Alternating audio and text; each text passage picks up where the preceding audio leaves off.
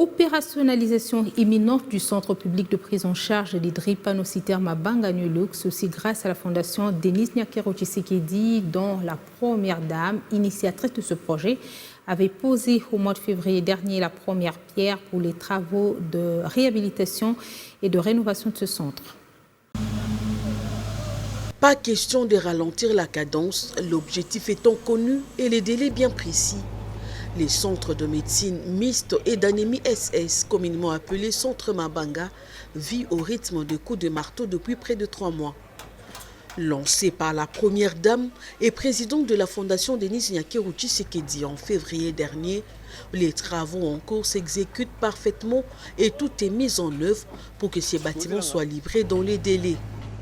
Aujourd'hui, les travaux évoluent très bien. Nous sommes en phase de pouvoir finaliser les maçonneries au niveau de l'étage et du rez-de-chaussée. Et nous avons coulé une dalle, les colonnes.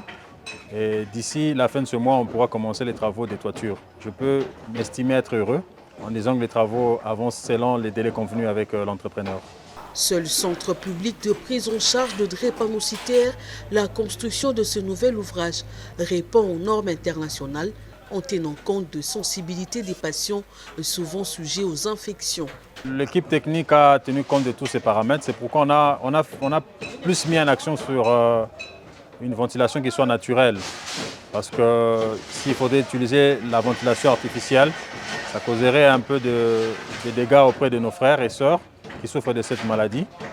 Nous avons créé des espaces un peu plus larges, des circulations, d'hospitalisation par rapport à ce qu'il y avait avant.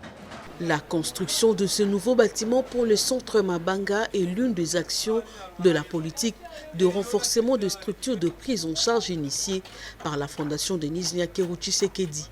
Le 19 juin de chaque année, les mondes s'arrêtent au chevet de ces malades drépanocytaires. La première dame de la République, qui a fait sienne la lutte contre cette maladie, devenue une question de santé publique, s'est lancée sur 3 fronts: la sensibilisation, les plaidoyers et les renforcements de capacités des structures résistantes. Les malades délocalisés vers le centre Yolo médical vont dans un futur proche retrouver leur centre, mais avec un autre visage et une prise en charge nettement améliorée.